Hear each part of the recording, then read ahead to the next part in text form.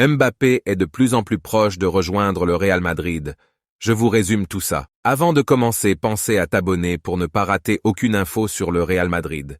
Comme vous le savez déjà, Mbappé ne participe pas aux tournées de pré-saison au Japon avec le PSG. Nasser Al-Khelaifi, le président du PSG, affirmait en conférence de presse lors de la présentation Luis Enrique que personne est au-dessus du club. Si Mbappé veut continuer avec le PSG, il doit prolonger ou quitter le club dès cet été. La position est très claire. Je ne veux pas chaque fois répéter. C'est très clair. Si Kylian le veut, reste. Nous, on veut que Kylian reste. Mais il a besoin de signer un nouveau contrat. Mais au début du mois de juin, Mbappé avait envoyé une lettre au PSG. Dans cette lettre, il a dit qu'il ne renouvellera pas son année supplémentaire de son contrat. Et une semaine plus tard, il y a une vidéo de Florentino Pérez qui tourne sur les réseaux sociaux. Un supporter du Real Madrid lui demande « Est-ce qu'il va signer Mbappé cette année ?» Il a répondu non, mais en 2024, oui.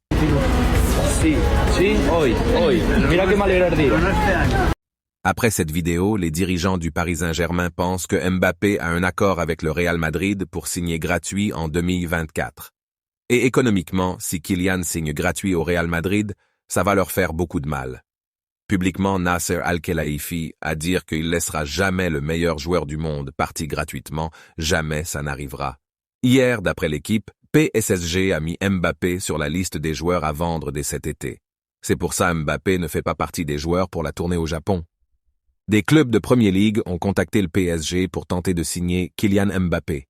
Chelsea, Manchester United ou encore Tottenham.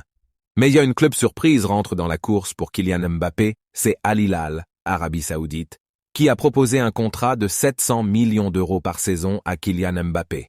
Et le transfert coûtera 300 millions d'euros.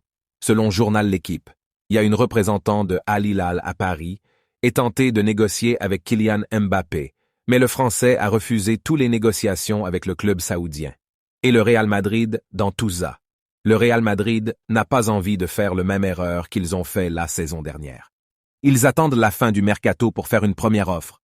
Et le PSG, quant à eux, ils veulent boucler le saga de Mbappé le plus vite possible pour pouvoir le remplacer avec un attaquant top mondial.